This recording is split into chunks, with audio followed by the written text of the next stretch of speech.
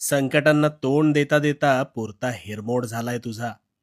हे असे प्रसंग माझ्याच बाबतीत का घडतात ह्याचाच सतत विचार करत असतोस ना. आता मन लावून शांतपणे ऐक, कारण आज जी गोष्ट मी तुला सांगणार आहे ती तू उदाहरणासह समजून घेतलीस की तुला असे प्रश्न कधीच सतावणार नाहीत.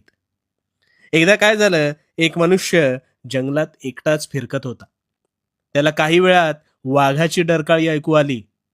त्याला तितकंसं धावता येत नव्हतं, पण हा वाघ आपल्या समीप असल्याचा त्याला भास झाला आणि अंगातली सगळी ताकद एकवटून तो त्याच्या नकळत घोड्याच्या वेगाने धावू लागला.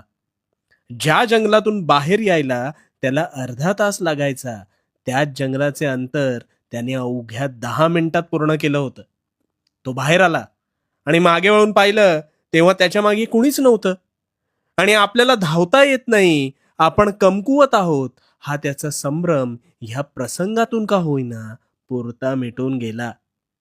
थांब, थांब, यातून तुला काय कळलं? अरे, तुझी अवस्था सुद्धा अशीच आहे.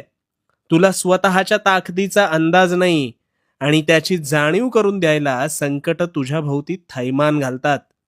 आणि मग तू रडत खडत त्यांना सामोरं जातोस, पण त्यातून बाहेर मात्र निघतोसच ना. आणि हीच संकट तुला नकोशी वाटतात, पण ती तुझ्या सहनशीलतेची परीक्षा घेत असतात.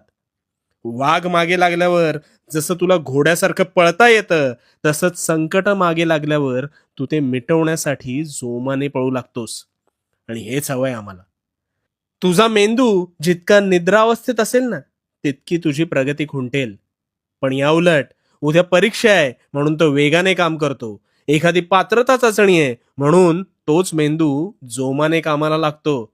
याचाच अर्थ एखादी गोष्ट किती दिवसात करायची हे तू मेंदूला सांगितलंस की ती कशी करायची हे तो तुला आपोआप सांगेल बघ. त्यामुळे ही संकट तुला मारायला नाही, तर कार्यतत्पर बनवून तुला तारायला येतात. त्यामुळे संकटांना भिवू नकोस, कारण भिवू नकोस, मी तुझ्या पाठीशी आहे. भिवू नकोस, मी तुझ्या पाठीशी आहे.